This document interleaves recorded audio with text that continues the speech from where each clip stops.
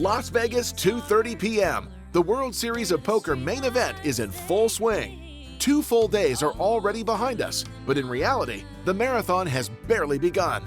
There are still 3,000 players in the running, all in search of glory, the bracelet, and above all, the $10 million prize for first place. Among this sea of 3,000 players, Adrian Mateos naturally stands out. Having won tournaments all around the world, he's never really managed to make his mark on the biggest tournament on the planet. What if this 2024 edition is the one? One thing's for sure, with a stack of 500,000 and blinds at 1,500, 3,000, favor is smiling on the Madrilenian at the start of day 3. Come on, Adrian, let's stay the course and keep up the momentum.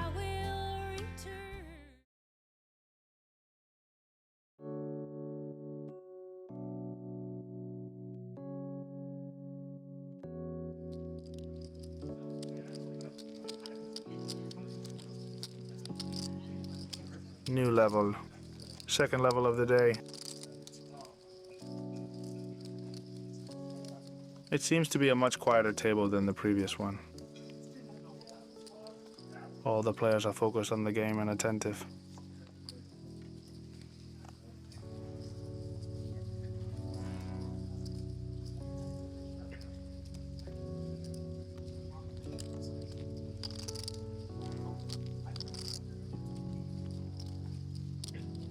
I'm going to play this hand, mainly as a call.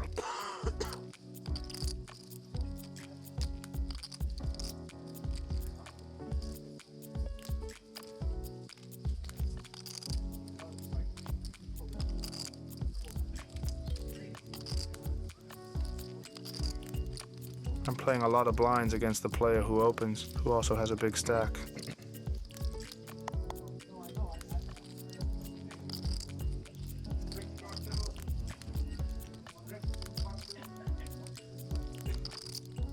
Bad flop for my hand. Here, against a check, I have 2 options, to check or to bet small.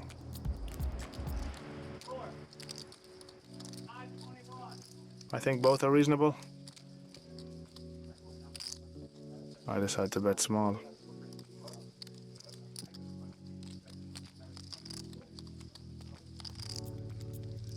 He folds and I take another pot.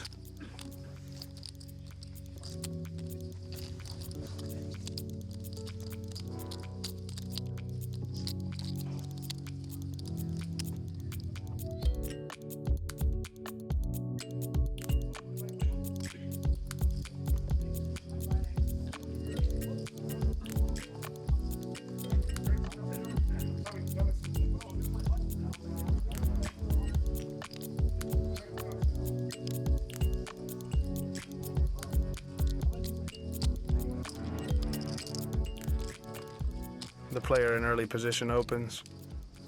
Ace-10 off. I decide to call with it on the cutoff. I could also 3-bet.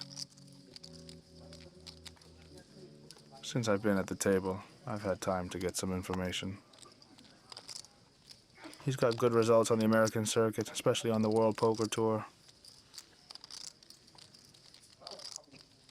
He must be a regular who isn't scared.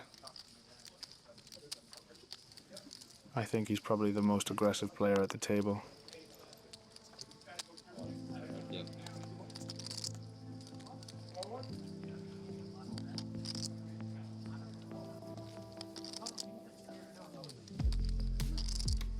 Here against a check, my hand is often going to want to bet. With the ace of clubs, it's a good candidate hand to bluff.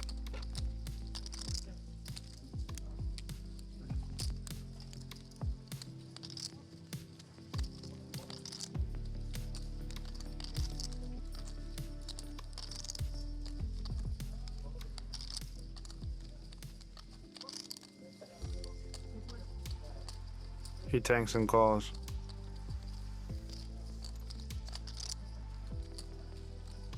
The turn is a 5. We both have few 5x in our range. He may have a few more, but it's not too relevant. My hand seems to be perfect to continue bluffing. There are a lot of hands that I'd want to keep betting for value, and to include this combo in my bluffing range seems good to me. Here, I'm going to keep bluffing if another club falls on the river, and on some other rivers too. In this case, it goes well. The bluff on the turn gets through, and I keep accumulating chips.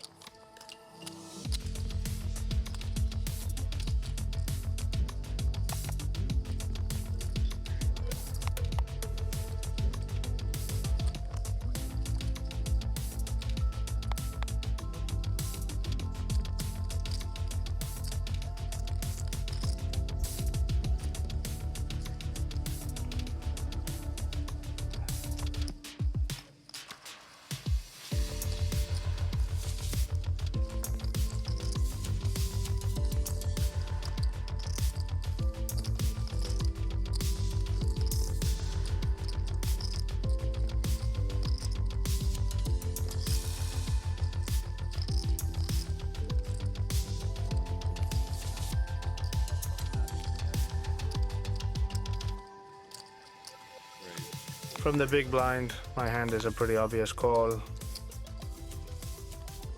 Let's see what happens on the flop.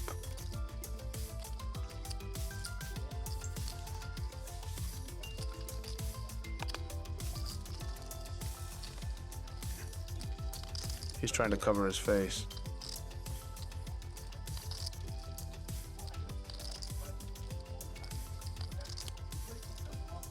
He c-bets 10,000, which is relatively big. Not huge, but a bit big.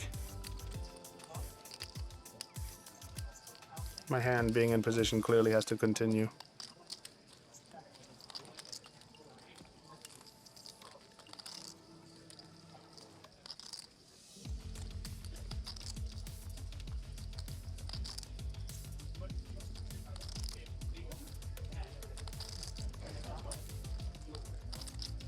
He looks much more comfortable. He changes body posture and suddenly shows me his face.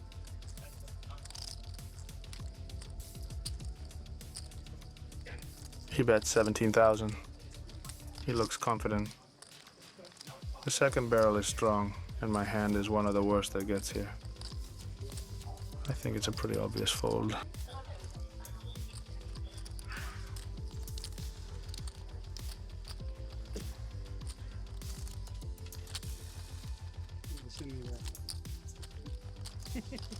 You're like a million times different with that happening in life. The table remains very quiet. I see that everyone is very focused. It's not the typical main event table. I also think that with the cameras around, a lot of people are more reserved and less comfortable to talk.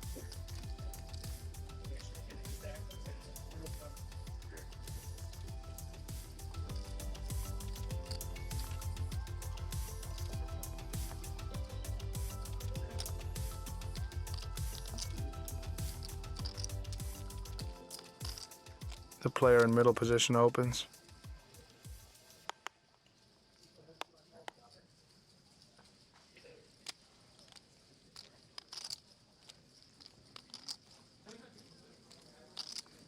Ace-10 off again. I can either 3-bet it or call. This time I decide to call.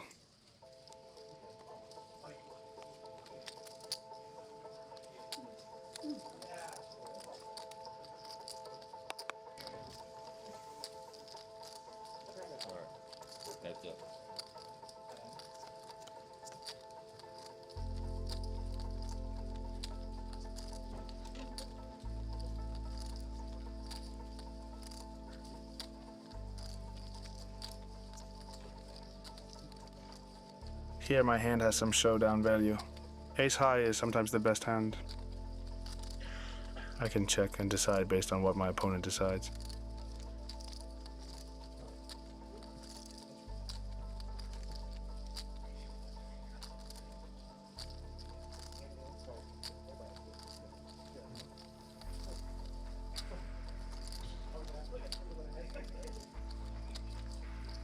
He bets 1/3 of the pot. I have have a pretty clear call. 2 overcards, a gut shot, an ace high, which can win sometimes.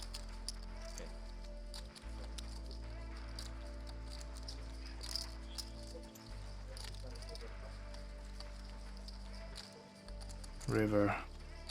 A board pairing 6. I've got showdown value. I'm going to try to get to showdown. Ace high wins here from time to time. It's an interesting spot. My opponent doesn't represent a lot of strength. Most overpairs and top pairs would have bet on the flop. With this line, he has little value. One. He could have some 5s, a hand like 5-4, 6-5, a pair of 5s. But it's rare to see someone bet that small on the turn and then relatively small on the river. I see very few value hands. Most of his 6x are not going to want to bet on the turn. They will prefer to check. I can lose against a 10 to 9 to straight, but I block this hand. And he didn't bet on the flop. And here, he's betting small amounts. It doesn't seem coherent to me. I think he has little value here. My hand seems weak, but it's not that weak. It's good I don't block his main bluffs, which are broadways. King Jack, King Queen, Queen Jack, Jack 10, these types of hands. Most of the offsuit combos, I don't block them. I don't think he's value betting hands like deuces or 3s. He could sometimes, but most players don't do it.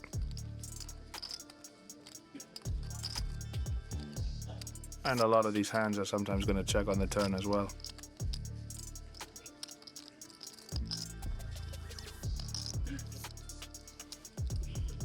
I have to put in 20 in a pot that's going to be worth 70. I don't think I can fold here. It's one of the worst hands to get here with, but nevertheless, I don't see a lot of value in my opponent. He had a flush draw on the flop, which he played a bit tricky. And I win the hand. Good call. Zero. I win, yeah, that's right. You got 2 5. Look pretty straight. Yeah. Nobody got it.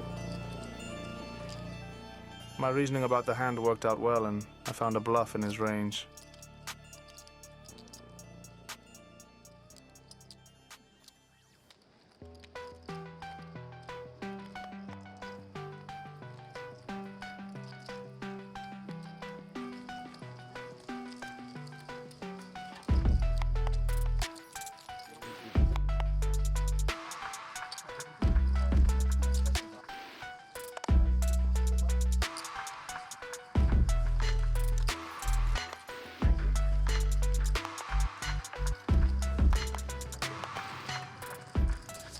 Until the end of the level, so 70 minutes. Is there any particular pattern here? No, a little bit more focus in the back. On the back? Yeah, Okay. but that's fine. Thank you.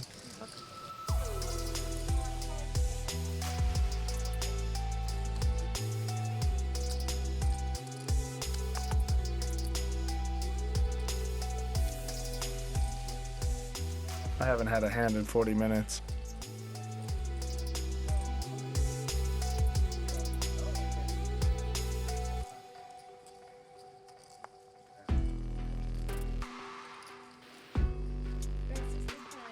Kings. Clear 3 bet against the most active player at the table. 21.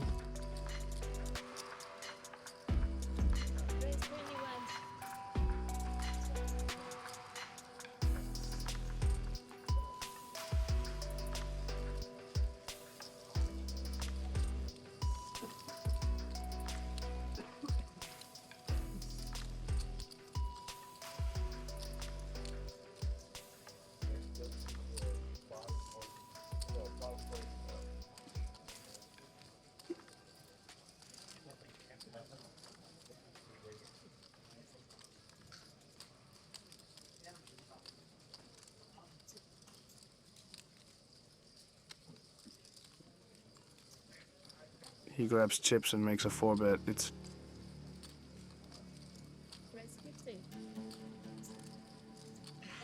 just under 100 blinds effective. Here I have three options. One is to call, another is to shove, and the other one is to 5-bet without going all in.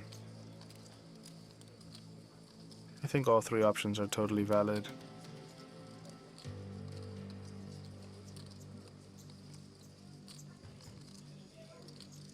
But I think I like the 5-bet option better. With the aces, I think I could trick him, but most of his bluffs come from his ace-X. To call and to give him almost 30% equity on a lot of hands isn't appealing to me.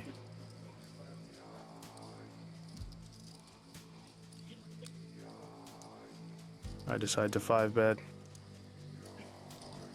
110.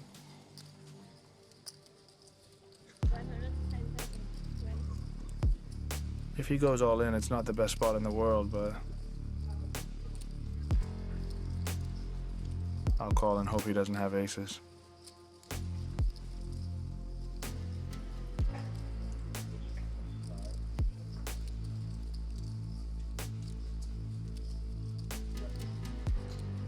I think this player is capable of 4-bet bluffing. Against another profile, I would play the hand differently, but this opponent, I think he's aggressive enough to have bluffs here.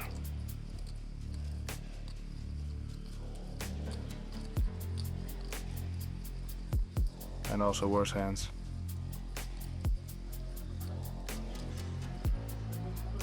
I wouldn't be surprised if he 4-bet a hand like queens or ace-king.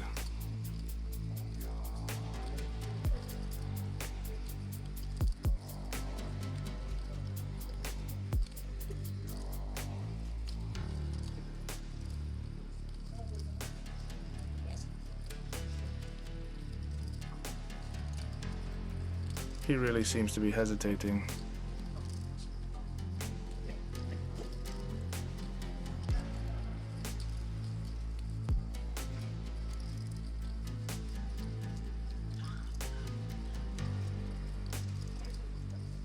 He decides to fold and I win a big pot.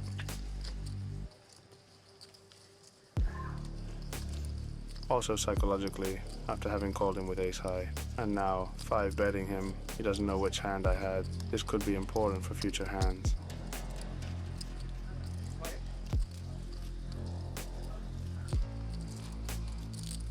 Had it. Hmm? Had it right. Most of the time, yes.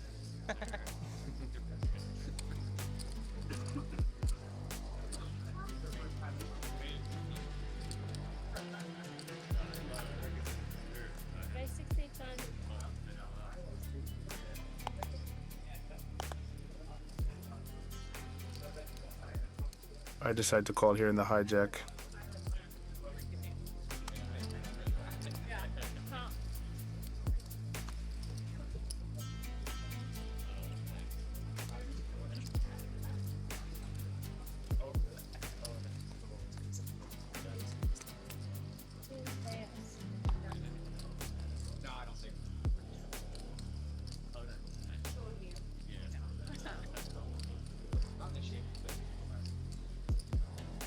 The player under the gun bets.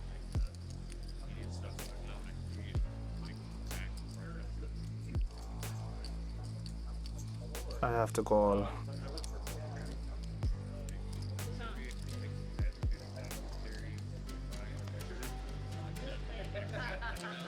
Aside from the flush draw, I now have the 4, which gives me more equity. The 4 doesn't help me much to go to showdown, but it does give me additional favorable cards on the river.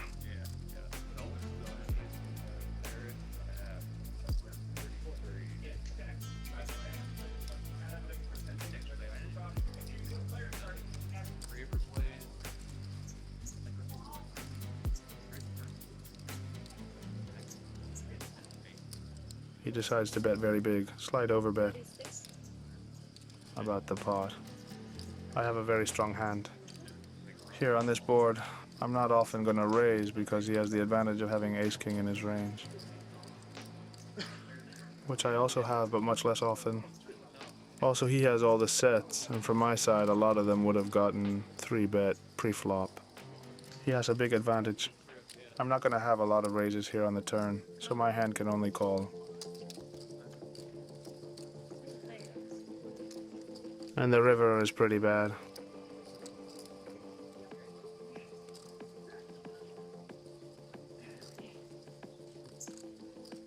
If he bets, it's an obvious fold. And if he checks, the question is whether I should turn it into a bluff or not. Theoretically, I can turn it into a bluff from time to time. I have some showdown value, but not much. His sizing on the turn seems strong to me, and on the river I think he could check call with a lot of hands, such as aces, kings, ace-queen, king-queen, things like that. I need him to often fold with these types of hands, but I'd be surprised, obviously. Check.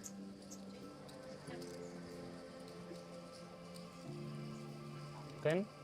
He has the 10th. Too bad I didn't turn it into a bluff because he would have definitely folded this hand. I think he would have folded on the river. And tough decision on the river. Aggressive bluff on his part with 10 to 9 on the turn, but I don't dislike it. This shows me that he is a player who is ready to play big pots.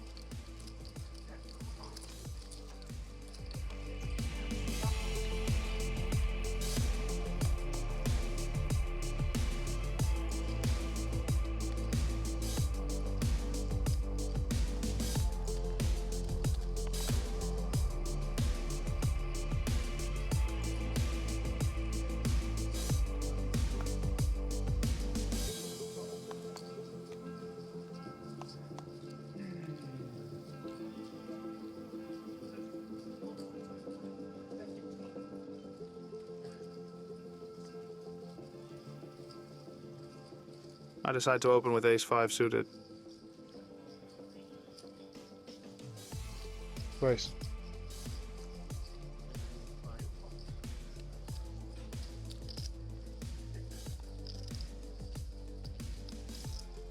The player in the big blind seems to hesitate and calls with about 50 blinds.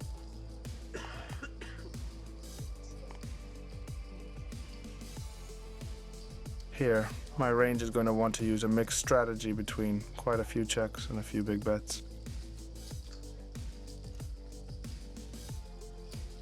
Betting small doesn't make much sense from a theoretical point of view. Against some players, this could make sense from a more exploitative standpoint.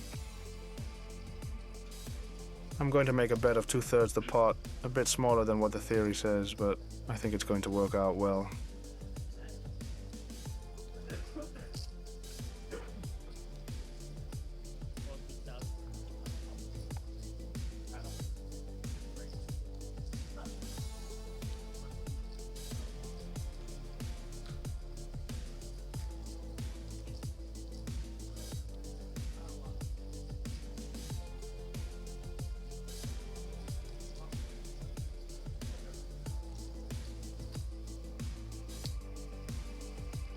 I get called. The turn is a board pairing 8, and it gives me a flush draw. I think that by betting, I don't get many hands that are better than mine to fold. So it doesn't make much sense to turn this hand into a bluff if the opponent won't fold better hands. I decide therefore to check to try to get my ace high to showdown. It could often win, and if he bets, I can call.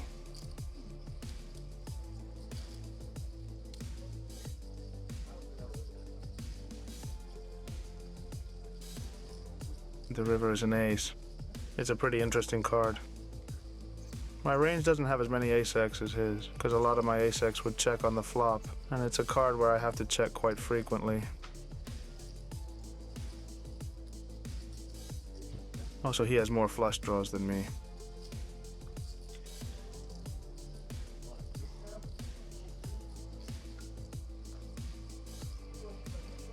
Check, check, and I'm gonna win almost every time.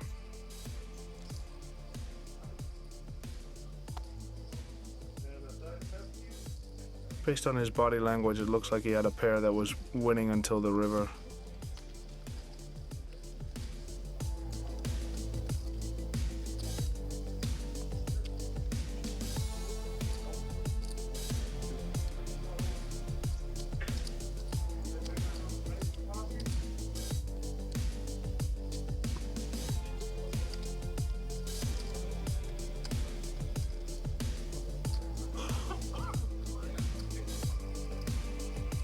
A new player at the table. He doesn't look familiar.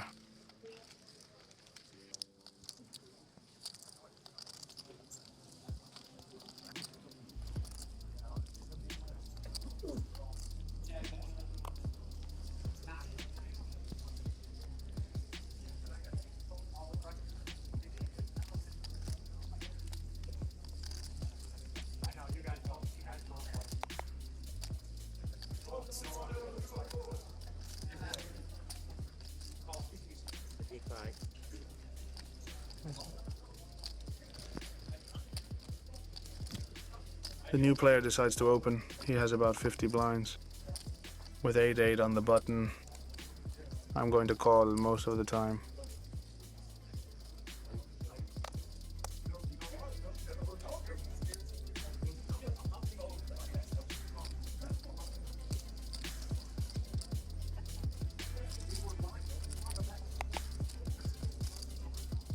Let's see if it's a good flop.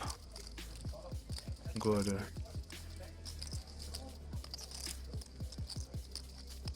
If my opponent bets, I'm gonna call. And against a check, I have two options, to check or to bet this hand.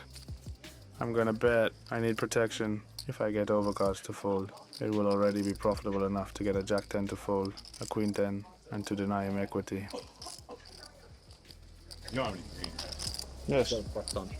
Oh. Out. A little bit. He asked me about my stack, and when I show him my pile of 25,000, he laughs. He's calm. He doesn't seem ready to play a big pot, which is good for my hand.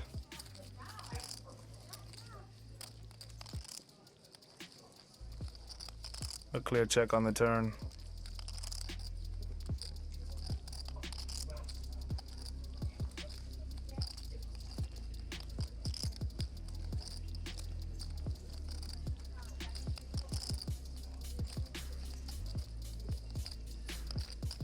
And here he bets on the river.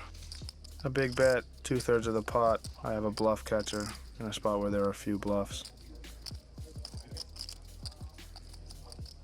To have the 8 of hearts and to block the hearts is good. It's going to depend on whether he could bluff me with hands like King Queen or King Jack. Bluff him? He's talking, he seems to be comfortable. I try to talk to him to try to get some clue that would help me make the right decision.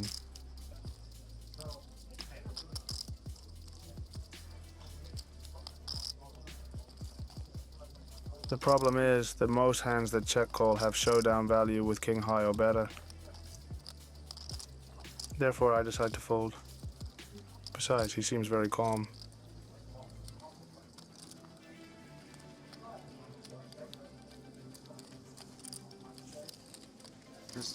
One more? Players in the main event, complete the hand that you're on. You're now on a 20-minute tournament break. No. 20-minute break, main event players. Players, we do ask that you exit the tournament area at the completion of your hand. Please fold in turn.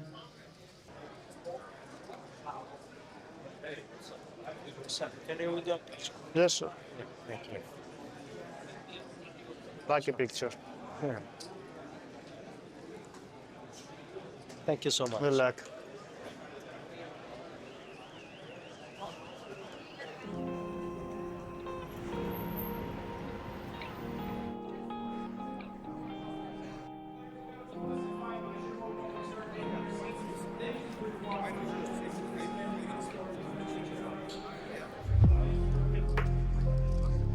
Back from the break.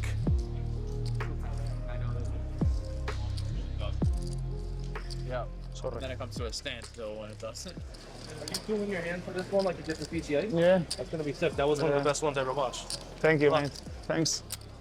People really like a lot the series. Inside the mind of a pro. All right, players, welcome back from break. We're going to carry on 2,000 small blind, 4,000 big blind, 4,000 big blind ante. Dealers shuffle up and deal.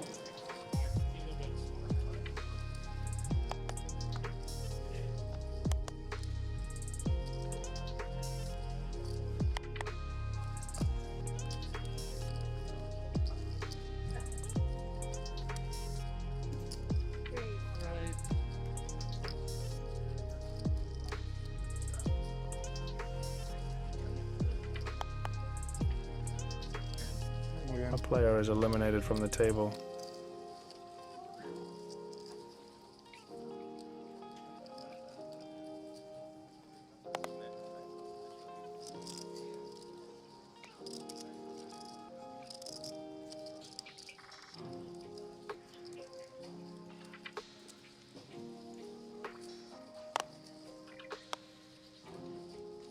I decide to open.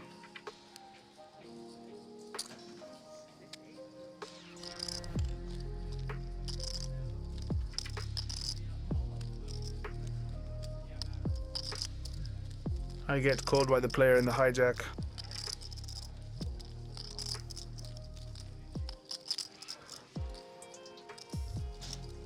A player on who I pretty much have no information.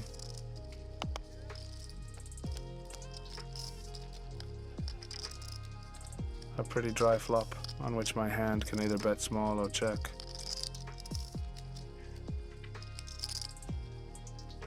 I think both options are valid.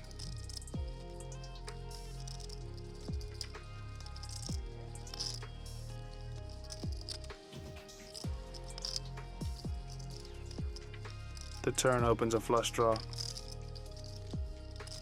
I have a hand that can, from time to time, be used as a bluff with the king of spades.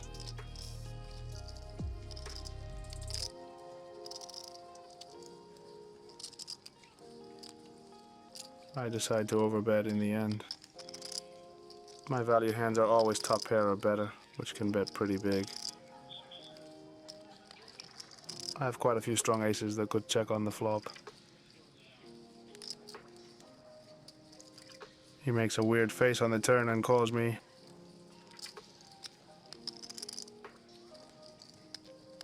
Which is a bit strange, actually. I think he might have a strong hand. Also on the river, my bluff is quite bad. Having the king of spades is good to bluff when the flush gets completed, but not when a blank falls, because I want him to have flush draws to the king. And if I have the king, it means he doesn't have it. That means he has a hand he's not gonna fold. 9-8.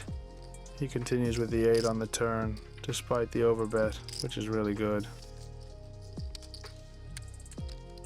Too bad I didn't find the right river to continue bluffing.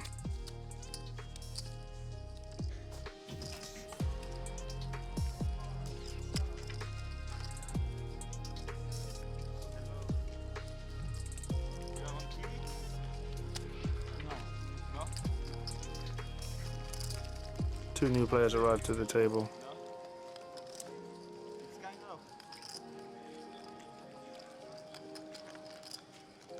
The player on my left, I've already played with him multiple times. I think I remember he's from Israel.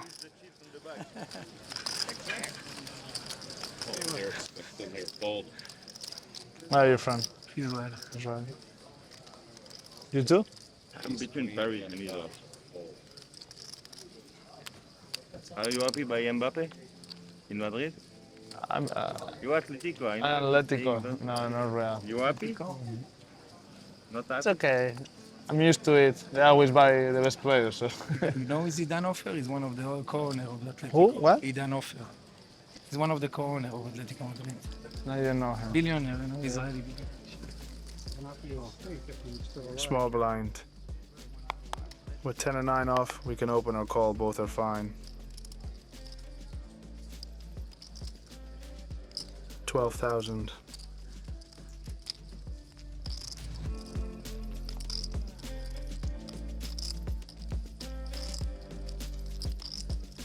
The big blind defends.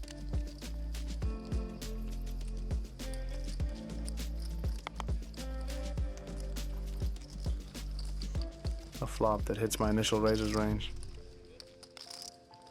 I think I can c-bet frequently and with different sizings, small, big.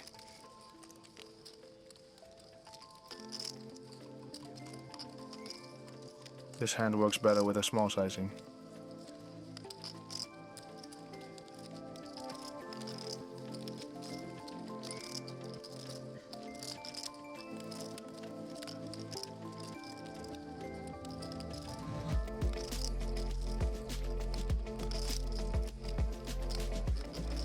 The turn opens a second flush draw.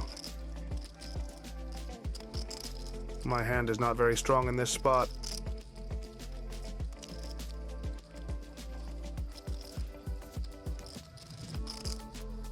He has quite a few hands that are better than mine.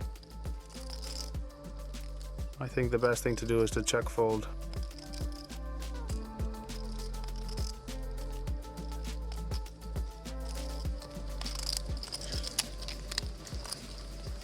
That's it. It's like I won the main event, no? Can go home. Let's wrap it up. I wanted to tell you that I'm going to tell my friend that you gave me a walk, but you didn't give me a walk, so...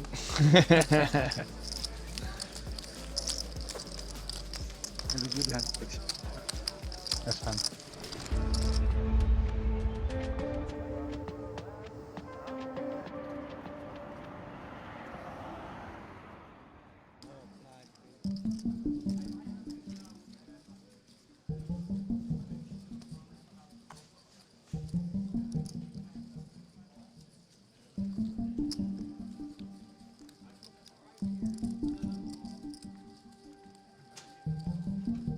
He thought about raising, but he changed his mind.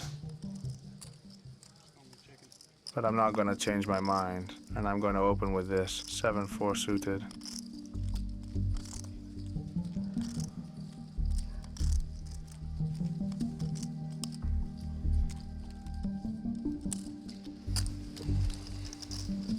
Like 350.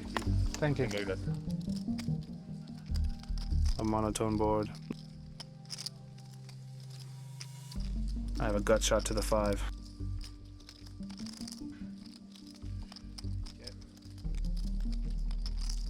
I decide to c-bet 1/3. 7.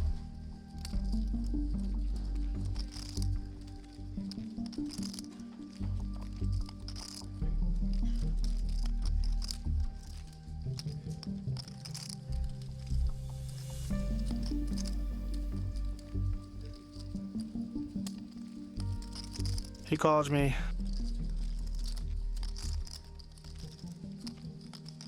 The turn gives me the straight. Although he can still have a lot of flushes, even 9-7, which beats me. My hand is pretty strong in this spot, and I'm going to keep betting. I go for 2/3.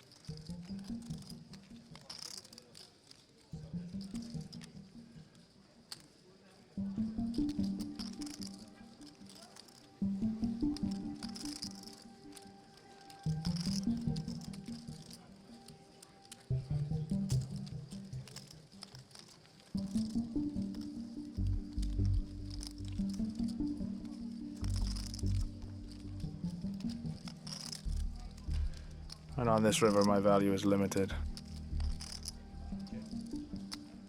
It's a bit limited, but I have quite a few perceived bluffs. I think I have to keep going. I can keep value betting.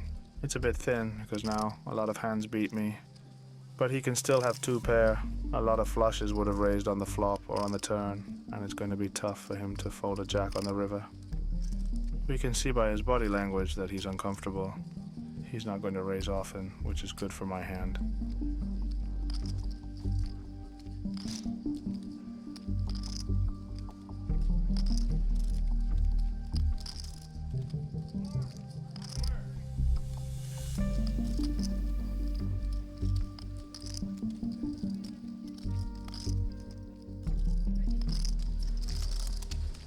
I see all the inside the mind. Dans la tête d'un prof. I see everything like that. Ah.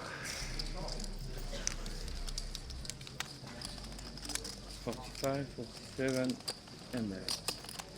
Oh, 1K more. 48. 48. Sorry.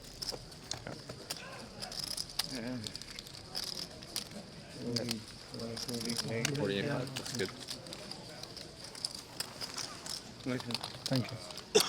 He told me he studied every episode of Inside the Mind of a Pro. But still, it wasn't easy to make the right decision.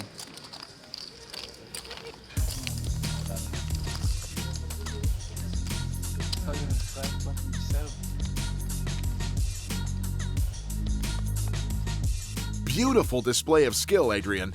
That profitable straight against a fan of the series adds a few more precious chips to your stack, and with over 550,000 in chips in front of you, you've never been this high on the leaderboard since the start of this main event. As we enter the second half of Day 3, the next episode of Inside the Mind of a Pro will surely be a banger, so make sure to tune in.